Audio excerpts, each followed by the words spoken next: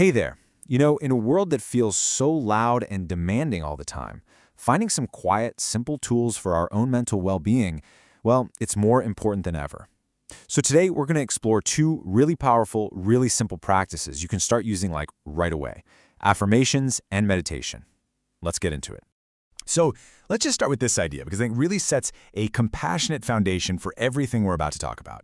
We're so often told that self-improvement has to be this huge, dramatic thing, right? But the truth is, and what this slide just so beautifully captures, is that real, lasting change, it often happens in the quiet moments. Those gentle, steady choices we make for ourselves, day in and day out. So where do we even begin with that? Well, let's start with the first and probably the simplest tool in our toolkit, daily affirmations.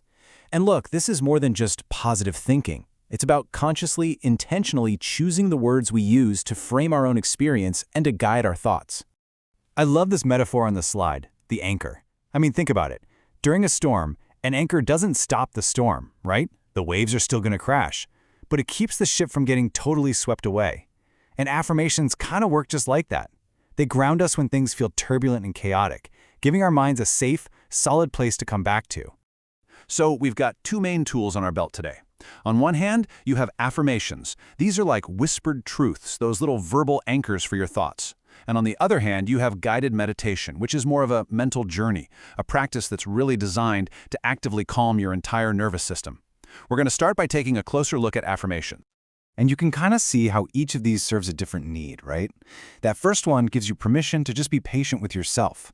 The second one helps you create some space between who you are and what you're struggling with. And the last two, they're just simple, powerful reminders of your own worth and your own strength. The whole goal is just to find phrases that really resonate with what you need to hear. And using them? It could not be simpler. You could just pick one to be your mantra for the day. Or maybe you write a few down in a journal to start your morning with a little bit of intention. And yeah, I know, saying them to yourself in the mirror, it might feel a little weird at first, but it is an unbelievably powerful way to start rewiring that inner voice. Okay, so we've got our words to anchor our thoughts. Now let's go a little deeper. Let's move from the spoken word to the inner experience and talk about guided meditation, which takes this whole practice of calming the mind a pretty big step further. I just love this quote because it totally takes the pressure off, It gets rid of that intimidation factor that so many of us feel about meditation. It's not about emptying your mind or hitting some perfect state of Zen.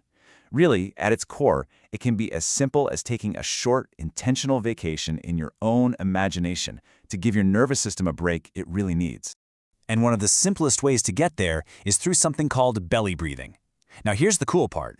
When you breathe deeply into your belly, you're actually stimulating this key nerve, the vagus nerve, that literally runs from your brain all the way down to your abdomen. This sends a direct signal to your body to calm down, kicking in what's known as the rest and digest response. It's like a physical switch that tells your entire body, hey, you're safe, you can relax. So what if you could be your own tour guide for this mental vacation? Well, you absolutely can. Let's break down exactly how to craft a simple but really effective meditation script just for you. Think of a simple, effective meditation like a recipe with 4 main ingredients. You've got the opening and setup to get settled, then a part for body relaxation, then the core elements, the main course if you will, and finally a gentle closing to bring you back. Let's look at what each part is all about. So, what does this actually look like in practice? Let's walk through each one of these 4 steps, and I'll give you some simple, concrete examples. Okay, step 1, the opening. This is all about just settling in. You start by giving yourself some simple, clear instructions to get physically comfortable. The whole goal here is to signal to your body that it's time to shift gears from the mode of doing to just being. All right, next up, body relaxation. A classic technique here is progressive muscle relaxation, and this is where you can really feel that mind-body connection. As you consciously release the physical tension in your muscles, you'll often find that your mental tension just melts away right along with it. It's pretty amazing. Now we get to the heart of it, the core elements. This is where you can use that guided imagery we were talking about earlier. You can paint a mental picture of a peaceful forest, a calm beach, whatever works for you. And the real trick here is to pull in as many senses as you can. What do you see? What do you hear? What does the air feel like on your skin? And last but not least, the closing. And seriously, don't skip this part. It's just as important as the beginning. You don't want to just abruptly end the practice. Instead, you gently guide your awareness back to your physical body, back into the room, and you let that sense of calm really sink in before you move on with your day. Okay, so we've walked through the what and the how of all this. But now, let's talk about the most crucial piece of the puzzle, making this whole practice feel like it's truly yours, at your own pace. You really have to remember this. Some days, a simple affirmation is going to feel like more than enough. Other days, you might crave a longer meditation. There are going to be ups and downs. The point isn't perfection. It's about having a consistent, compassionate presence with yourself wherever you're at. And look, if there's only one thing you take away from all of this, please let it be this. These practices are not about fixing yourself. They are about tending to the person you already are with kindness and with care. You are worthy of that care right now, in this moment, exactly as you are. And I get it.